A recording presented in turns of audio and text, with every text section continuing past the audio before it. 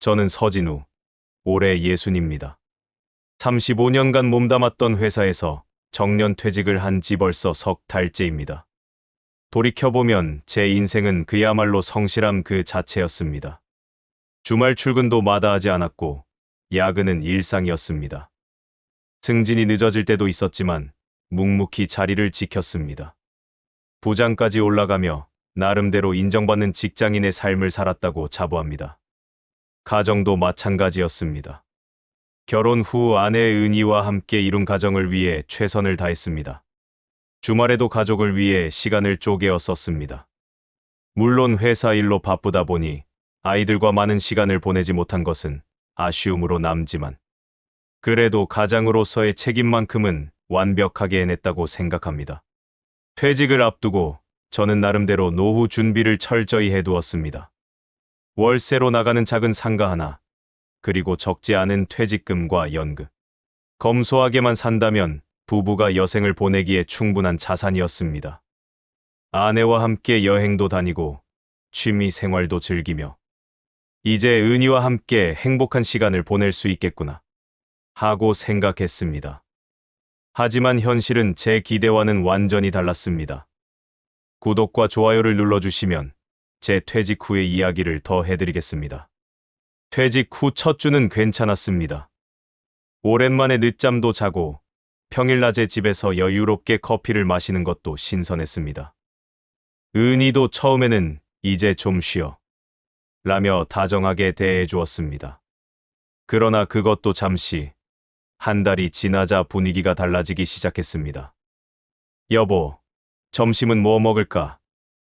제가 물었을 때 은희의 대답은 차갑게 돌아왔습니다. 냉장고에 있는 거 알아서 먹어요. 나 친구들이랑 브런치 먹으러 가거든요. 그날 이후로 은희는 거의 매일같이 외출했습니다. 친구들과의 모임, 요가 수업, 등산, 문화센터 강좌까지. 아내의 일정표는 저보다 바빴습니다. 반면 저는 집에 혼자 남아 텅 빈 거실을 바라보곤 했습니다. 설거지 좀 해놔요. 아침에 나가면서 은희가 던진 말이었습니다. 당연히 해야지. 저는 성실하게 설거지를 했습니다. 그런데 저녁에 돌아온 은희의 반응은 예상 밖이었습니다. 이게 뭐예요? 그릇에 기름기가 그대로 있잖아요. 제대로 좀 하시지. 저는 당황스러웠습니다. 분명 깨끗이 씻었다고 생각했는데. 미안해. 다시 할게. 에휴, 됐어요. 내가 다시 할게요. 평생 집안일 안 해본 티가 확 나네. 은희의 목소리에는 짜증이 가득했습니다. 저는 그저 미안하다는 말밖에 할 수 없었습니다. 며칠 뒤 장을 보고 돌아왔을 때였습니다. 왜 이렇게 비싼 걸 샀어요? 은희가 장바구니를 뒤적이며 영수증을 확인했습니다. 그냥 평소대로 샀는데. 평소대로요? 당신 이제 퇴직했다고요. 돈 벌어오는 것도 아니면서 이렇게 막 쓰면 어떡해요? 좀 아껴 써야지. 저는 할 말을 잃었습니다. 그동안 생활비를 한 번도 밀리지 않고 주었고 지금도 연금과 월세 수입으로 충분히 생활할 수 있는데 왜 이런 소리를 듣는지 이해할 수 없었습니다. 은희야, 우리 그렇게까지 쪼들리지 않아. 연금도 나오고. 연금이 얼마나 된다고요? 앞으로 얼마나 더 살 건데 지금부터 이렇게 쓰면 나중에 어쩌려고.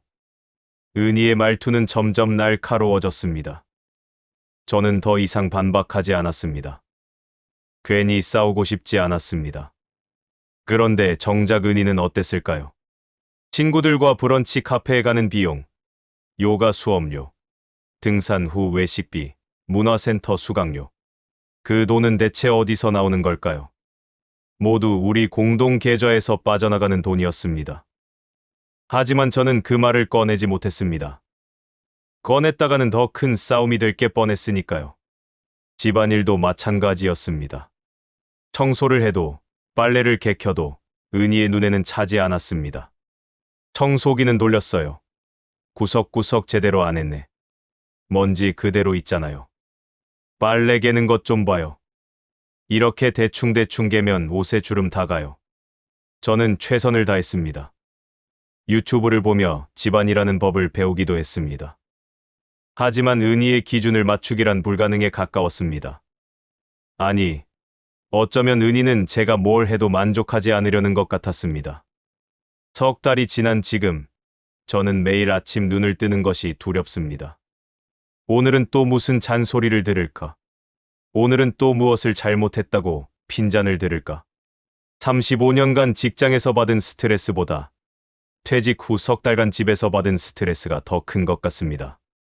거울을 보니 백발이 부쩍 늘었습니다. 주름도 깊어졌습니다. 이게 제가 꿈꾸던 노후의 모습일까요? 저는 한숨을 쉬며 거실 소파에 앉았습니다. 텅 빈 집. 아내는 오늘도 친구들과 어디론가 떠났습니다. 석 달이 지나고 저는 이제 집에서의 제 위치가 어디쯤인지 정확히 알게 되었습니다. 가장도 아니고 남편도 아닌 그저 집안일을 제대로 못하는 골칫거리. 은희의 눈에 비친 제 모습은 그런 것 같았습니다. 오늘 저녁은 뭐 해놨어요?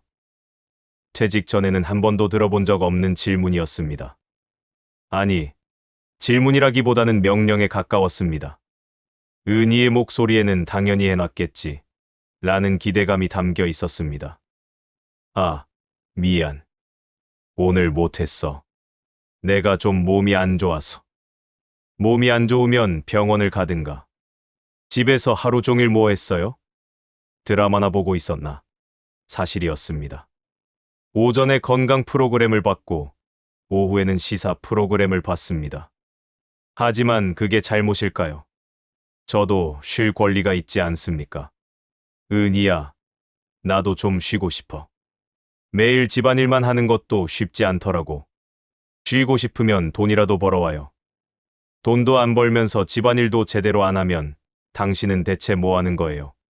저는 할 말을 잃었습니다. 35년을 일해서 모은 돈으로 지금 우리가 살고 있는 건데 왜 저는 아무것도 안 하는 사람 취급을 받는 걸까요? 다음 날 은희는 또 외출 준비를 했습니다. 요즘 들어 횟수가 더 잦아진 것 같았습니다. 어디 가? 등산. 친구들이랑 북한산 가기로 했어요. 또 지난주에도 갔잖아. 지난주엔 관악산 갔고 오늘은 북한산이에요. 다르죠. 은희는 등산복 차림에 새로 산 등산화를 신었습니다. 등산 스틱까지 챙기는 모습이 꽤 전문가처럼 보였습니다. 그 등산화 새로 샀어. 응, 전에 신던 거 낡아서. 왜요? 뭐 문제라도? 은희의 목소리가 날카로워졌습니다. 저는 재빨리 손을 저었습니다. 아니, 그냥 물어본 거야. 등산화 한 켤레에 20만 원은 좋게 넘어 보였습니다.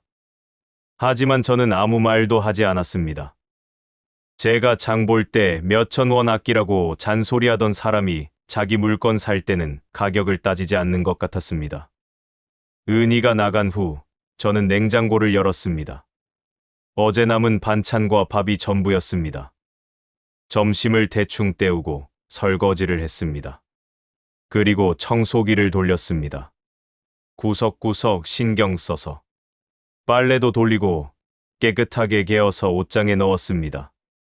화장실도 닦았습니다. 저녁 무렵 은희가 돌아왔습니다. 얼굴이 상기되어 있었고 기분이 좋아 보였습니다. 등산 어땠어? 좋았죠. 날씨도 좋고 공기도 맑고 하산길에 막걸리도 한잔했어요. 그래, 다행이네. 저는 웃으며 말했습니다. 하지만 은희는 제 얼굴을 쳐다보지도 않고 방으로 들어갔습니다. 잠시 후 다시 나온 은희의 얼굴에는 짜증이 가득했습니다. 빨래 또 이렇게 개놨네요. 내 블라우스 좀 봐요. 주름 다 갔잖아요. 미안. 조심했는데. 조심했으면 이렇게 됐겠어요. 에휴, 내가 다시 다림질해야겠네. 은희는 한숨을 크게 쉬며 다리미를 꺼냈습니다.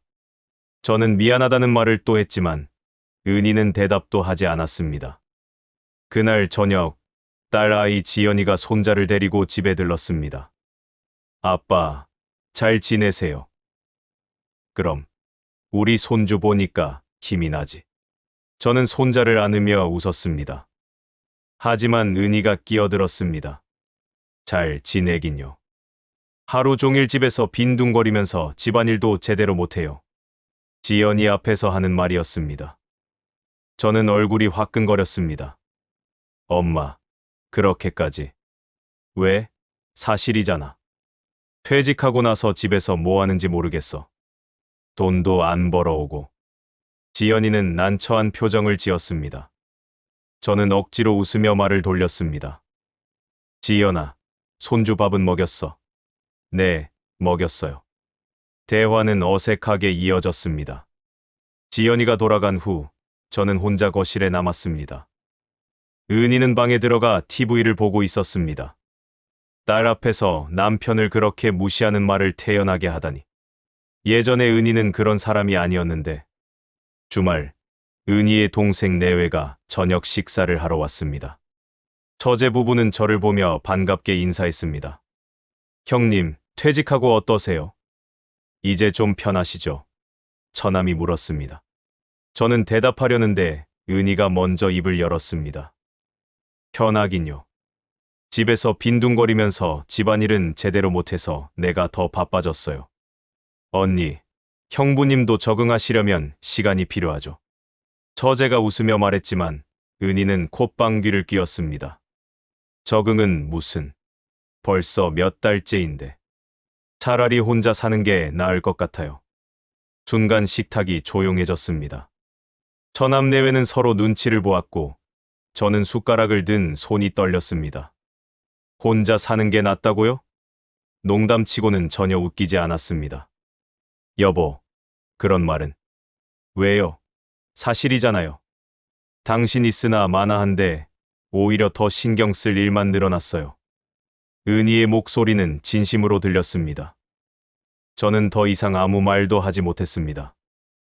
그날 저녁 식사는 최악이었습니다. 처남 내외는 일찍 자리를 떴고 저는 설거지를 하며 가슴 속에 무언가가 무너지는 것을 느꼈습니다. 이게 정말 제가 꿈꾸던 노후일까요? 35년을 일하며 모은 돈으로 사랑하는 아내와 함께 행복하게 살 거라 믿었던 그 꿈은 어디로 간 걸까요? 거울 속 제 얼굴은 점점 초라해져 갔습니다. 퇴직한 지 반년이 지났습니다. 계절은 어느새 가을에서 겨울로 접어들고 있었습니다. 하지만 제 마음은 이미 한겨울보다 더 차갑게 얼어붙어 있었습니다. 은희의 태도는 날이 갈수록 더 심해졌습니다. 아니, 심해졌다는 표현도 부족했습니다. 이제는 입만 열면 저를 향한 불평과 짜증뿐이었습니다. 당신 오늘도 집에만 있을 거예요. 아침마다 듣는 첫마디였습니다. 저는 대답할 기력도 없었습니다. 어디를 가야 하나? 친구들은 대부분 아직 현역으로 일하고 있고 저처럼 퇴직한 친구들도 각자의 사정으로 자주 만나기 어려웠습니다. 오늘은 도서관이라도 갈까 생각 중이야. 도서관은 또 왜요? 거기 가서 또 졸고 오려고. 차라리 집에서 청소나 제대로 하시지. 은희는 가방을 들고 현관으로 향했습니다. 오늘도 친구들과 만나는 날인 모양이었습니다. 일주일에 서너 번은 외출하는 것 같았습니다. 어디 가는데? 친구들이랑 전시회 보고 점심 먹기로 했어요. 저녁 늦을 수도 있으니까 알아서 드세요. 문이 쾅 닫혔습니다. 저는 텅 빈 거실에 홀로 남았습니다. 시계를 보니 아침 9시.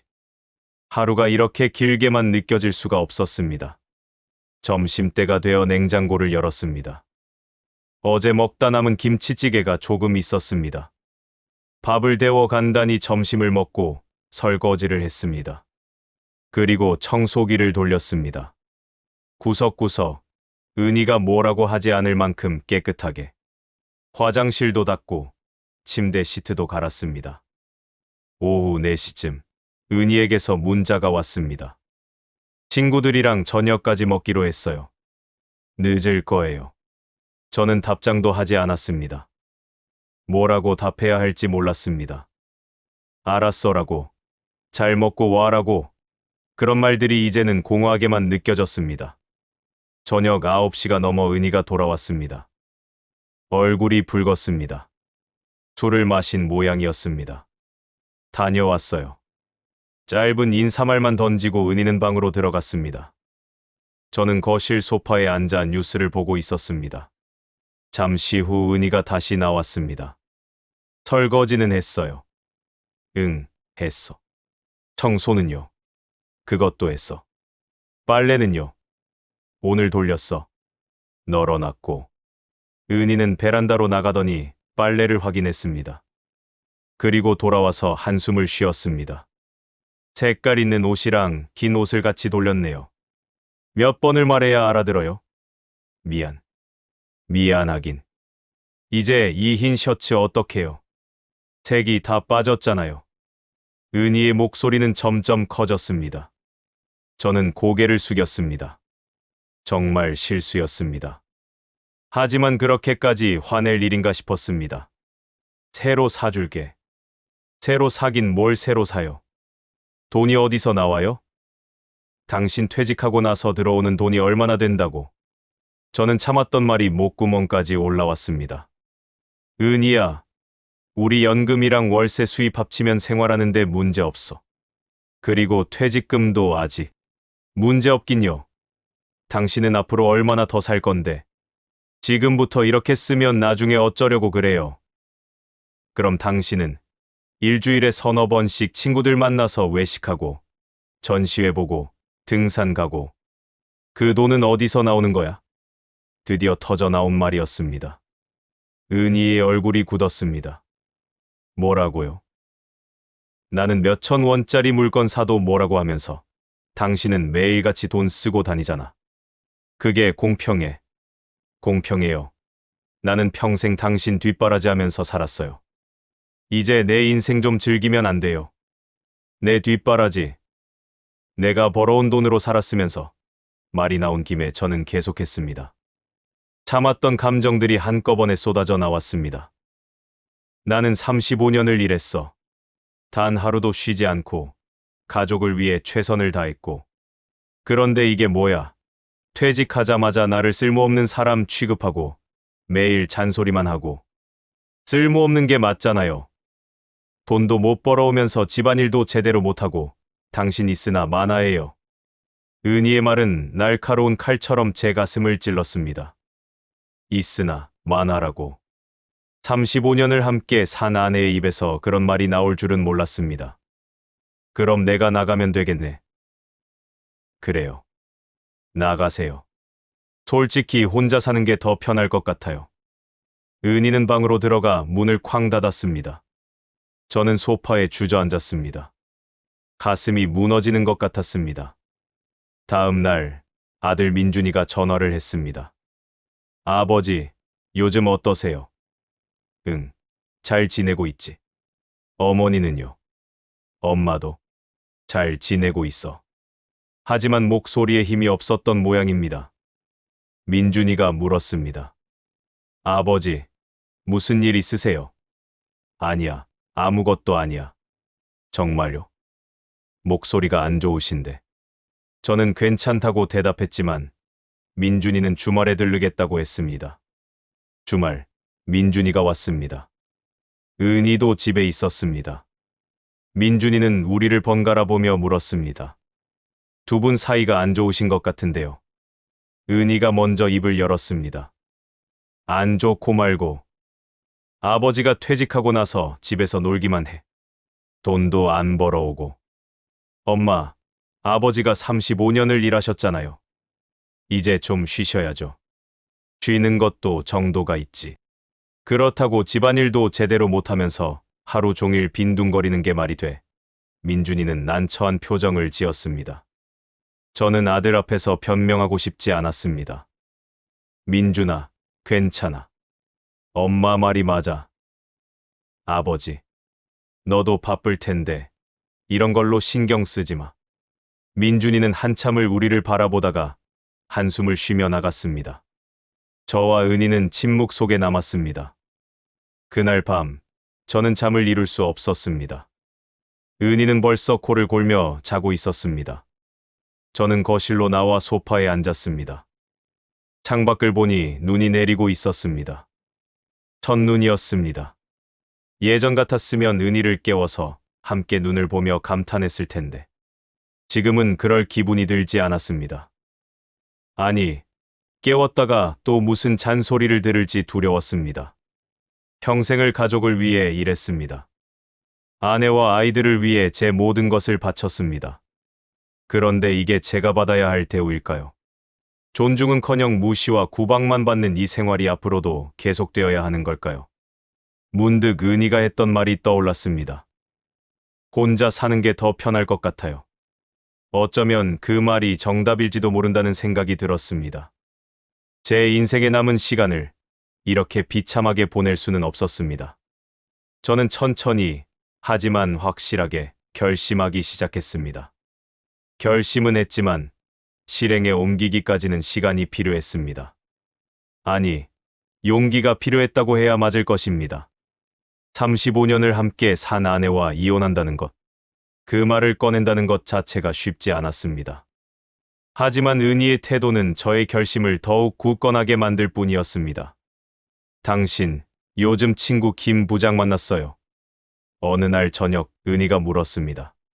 김 부장은 저와 같은 시기에 퇴직한 동기였습니다. 아니, 왜? 김 부장님은 퇴직하고 나서 작은 사업 시작했대요.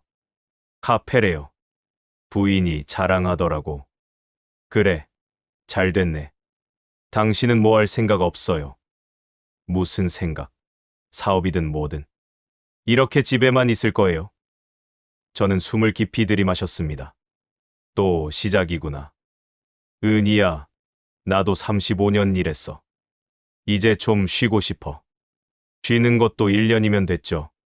벌써 반년 넘게 쉬었잖아요. 이제 뭐라도 해야죠. 왜? 돈이 부족해. 부족하진 않지만 앞으로가 문제잖아요. 당신은 생각이 없어요. 이대로 늙어갈 거예요. 은희의 목소리에는 불만이 가득했습니다. 저는 할 말이 없었습니다. 아니, 하고 싶은 말은 많았지만 꺼낼 수가 없었습니다. 정작 은희는 일도 하지 않으면서 저에게만 뭔가를 하라고 재촉하는 이 상황이 우스웠습니다. 당신이 하고 싶으면 당신이 해. 제가 무심코 던진 말이었습니다. 은희의 얼굴이 일그러졌습니다. 뭐라고요? 내가 일하라면서 왜 당신은 안 해? 당신도 일할 수 있잖아. 나요?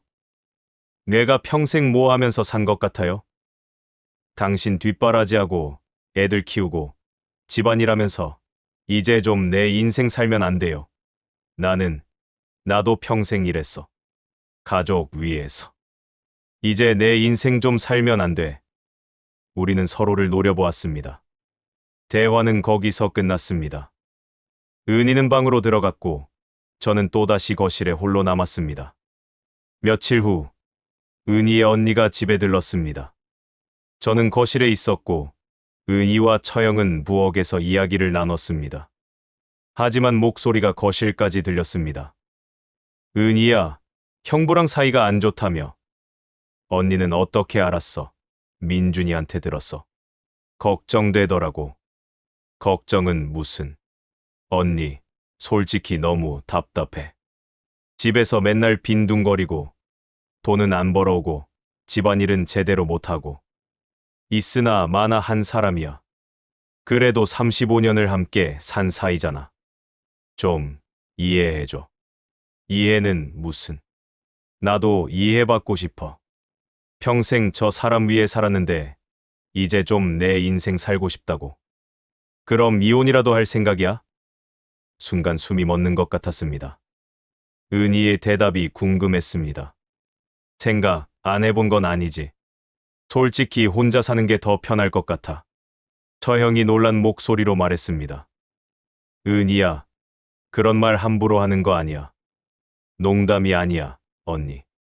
진짜 진지하게 생각 중이야. 저는 더 이상 듣고 싶지 않았습니다. 조용히 현관문을 열고 밖으로 나왔습니다. 차가운 겨울바람이 얼굴을 때렸습니다. 하지만 제 마음보다는 따뜻했습니다. 그날 밤, 저는 결심했습니다. 더 이상 미룰 수 없었습니다. 다음 날 아침, 저는 은희에게 말을 꺼냈습니다. 은희야, 우리 이야기 좀 하자. 무슨 이야기요? 우리 이혼하는 게 어떨까? 순간 은희의 손이 멈췄습니다. 커피잔을 들고 있던 손이었습니다. 은희는 저를 빤히 쳐다보았습니다. 갑자기 무슨 소리예요? 갑자기가 아니야. 나도 오랫동안 생각했어. 생각을 했다고요. 은희의 목소리가 떨렸습니다. 화가 난 건지 당황한 건지 알 수 없었습니다. 우리 더 이상 함께 사는 게 의미가 없는 것 같아. 서로에게 상처만 주고 있잖아. 상처는 무슨 상처예요? 제대로 된 남편 노릇을 해야 상처도 있죠.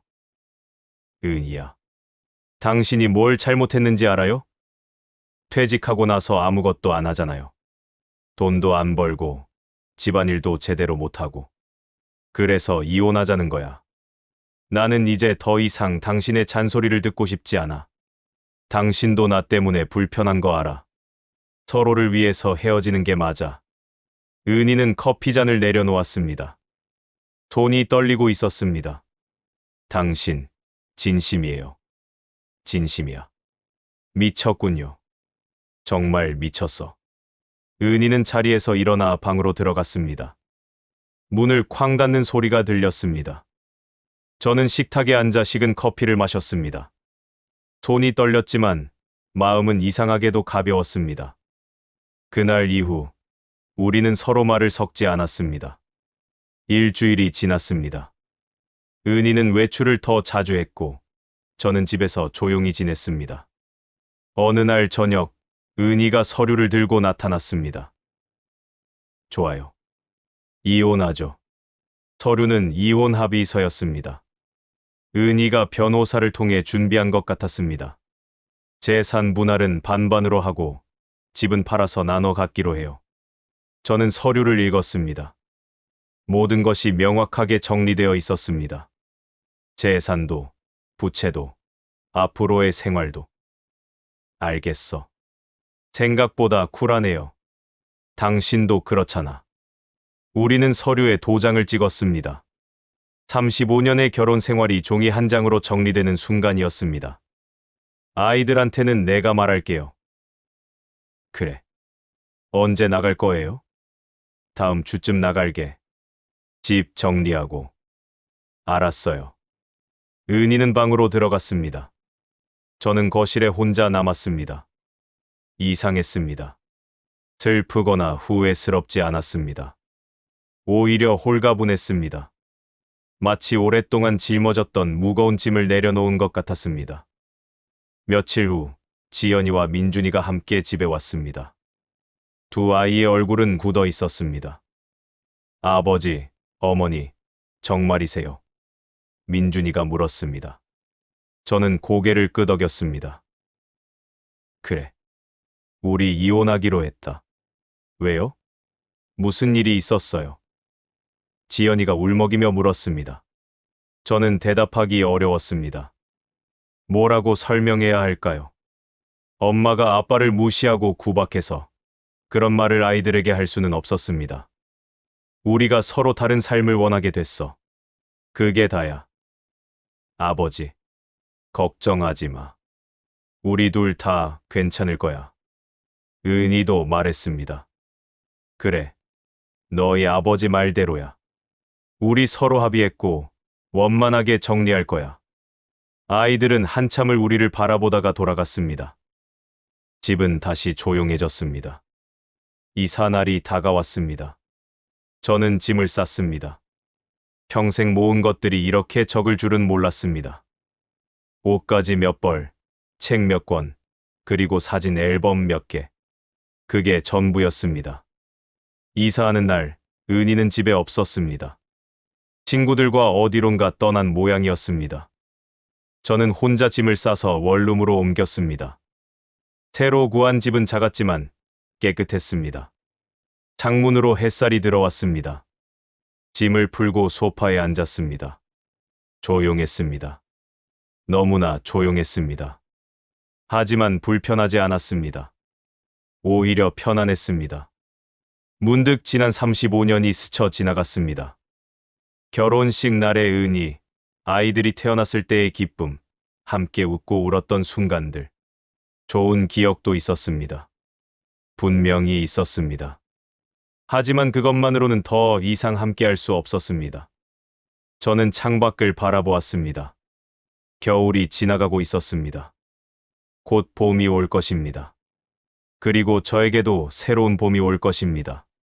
비로소 저는 자유로웠습니다. 이혼 후 석 달이 지났습니다. 봄이 왔습니다.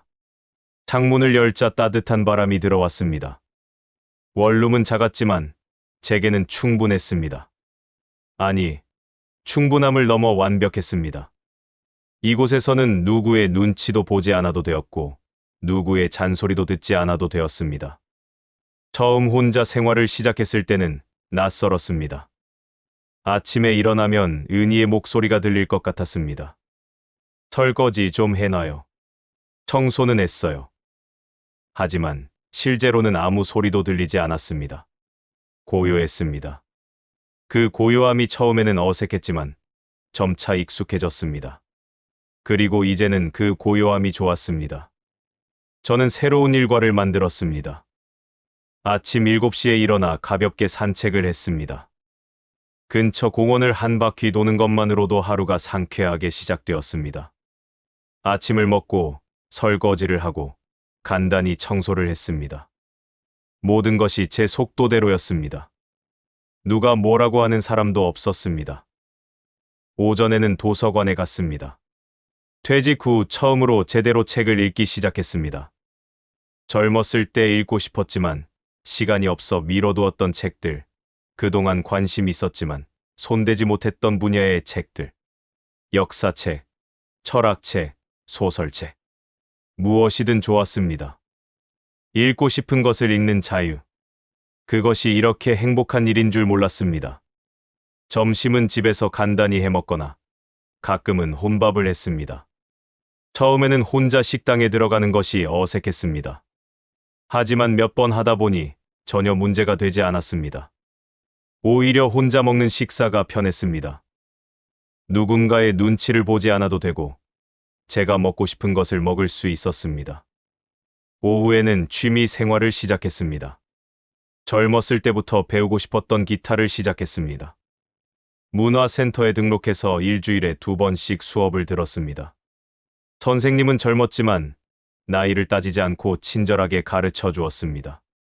같은 반 수강생들도 대부분 나이가 비슷한 사람들이었습니다. 우리는 금방 친해졌습니다.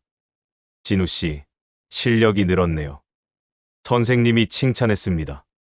저는 웃으며 대답했습니다. 열심히 연습하고 있어요. 집에서도 하루에 1시간씩은 기타를 쳤습니다. 서툴지만 즐거웠습니다. 누가 뭐라고 하는 사람도 없었습니다.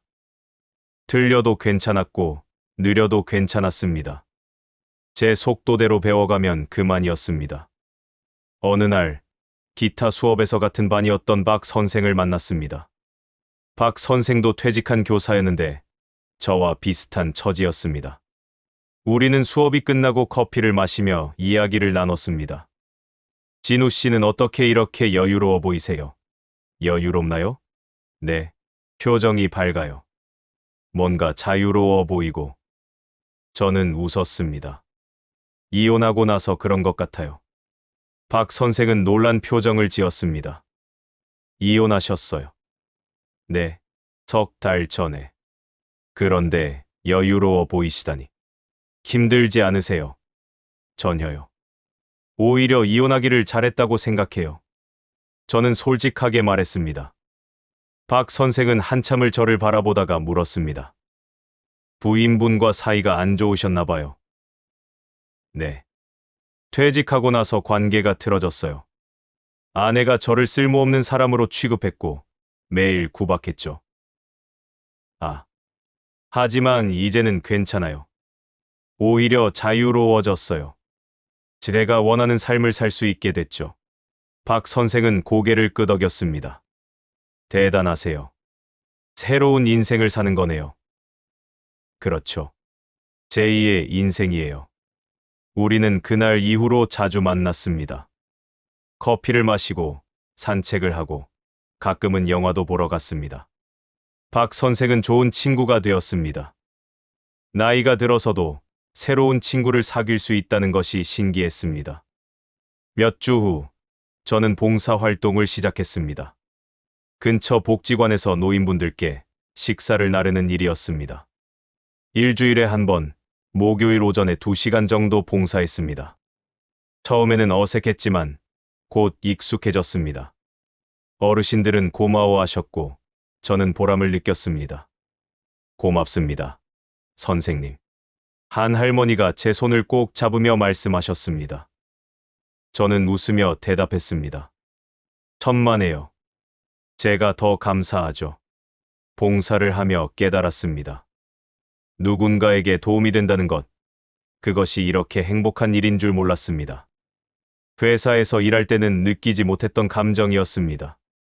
돈을 벌고 승진하고 그런 것들도 중요하지만 진정한 보람은 다른 데 있었습니다. 여름이 다가왔습니다. 저는 여행을 계획했습니다. 혼자 떠나는 여행. 평생 처음이었습니다. 은희와 함께 다녔던 여행들은 있었지만 혼자 떠나는 여행은 없었습니다. 두려움보다는 설렘이 컸습니다. 강원도 속초로 갔습니다. 바다를 보고 싶었습니다. 이틀 동안 바닷가를 걸으며 생각에 잠겼습니다. 지난 60년의 삶, 그리고 앞으로의 삶. 얼마나 더 살지 모르지만 남은 시간만큼은 제가 원하는 대로 살고 싶었습니다. 바닷가 카페에 앉아 커피를 마시며 일기를 썼습니다.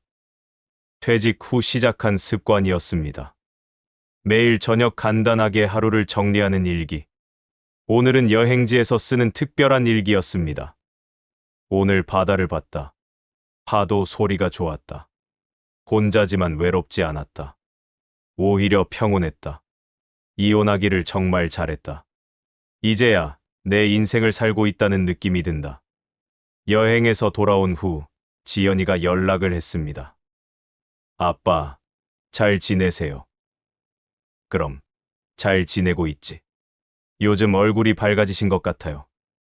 그래. 네. 이혼하고 나서 오히려 더 좋아 보이세요. 걱정했는데 다행이에요. 지연이의 목소리에는 안도감이 묻어났습니다.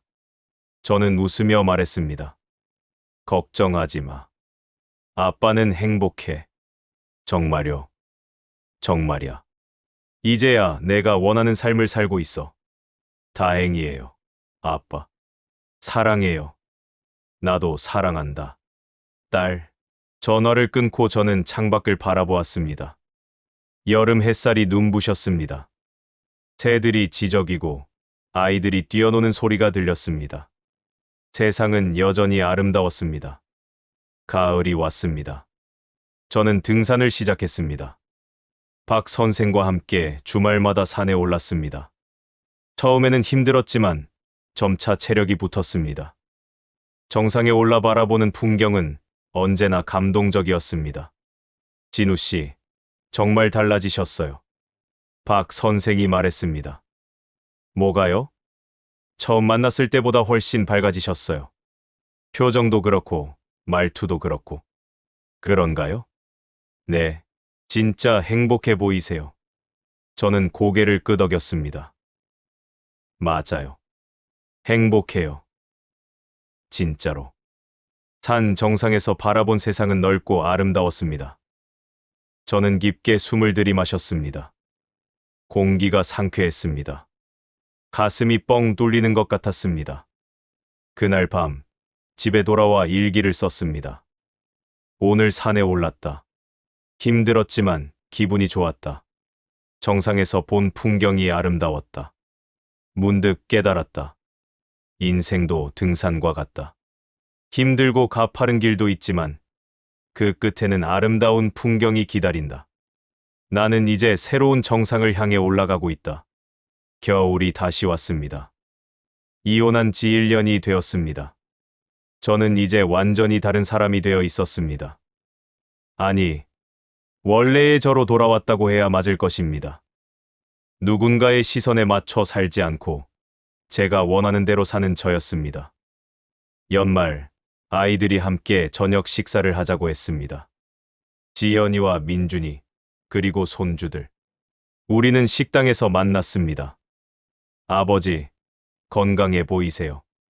민준이가 말했습니다. 그래, 요즘 운동도 하고 잘 먹고 있어. 다행이에요. 처음에는 걱정했는데 오히려 더 좋아 보이세요.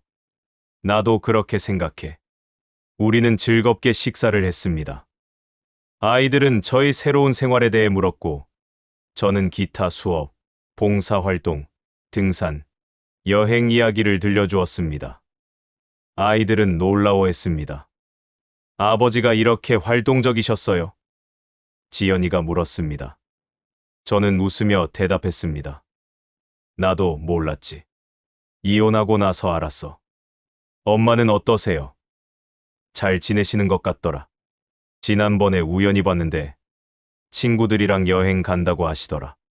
둘 다 잘 지내시니까 다행이에요. 민준이가 말했습니다. 저는 고개를 끄덕였습니다. 정말 다행이었습니다. 서로를 위해 헤어진 것이 최선의 선택이었습니다. 집에 돌아와 침대에 누웠습니다. 천장을 바라보며 생각했습니다. 예순에 시작한 새로운 인생. 처음에는 두려웠지만 이제는 자신감이 생겼습니다. 앞으로 얼마나 더 살지 모르지만 남은 시간만큼은 후회 없이 살고 싶었습니다. 문득 은희가 했던 말이 떠올랐습니다. 당신 있으나 많아예요. 그 말이 저를 이렇게 변화시킬 줄은 몰랐습니다. 어쩌면 그 말은 저주가 아니라 축복이었을지도 모릅니다. 그 말 덕분에 저는 새로운 인생을 살게 되었으니까요. 저는 눈을 감았습니다. 내일은 또 어떤 하루가 기다리고 있을까요? 기대되었습니다. 설레었습니다. 예순, 아직 늦지 않았습니다. 아니, 이제 시작이었습니다. 제2의 인생. 저의 진짜 인생이 이제 막 시작되었습니다. 지난 35년은 가족을 위한 삶이었습니다. 하지만 앞으로의 삶은 저를 위한 삶입니다. 후회는 없습니다. 오히려 감사합니다. 이혼이라는 선택이 저에게 자유를 주었고 행복을 되찾게 해주었습니다. 저는 이제 진정한 나로 살아갑니다.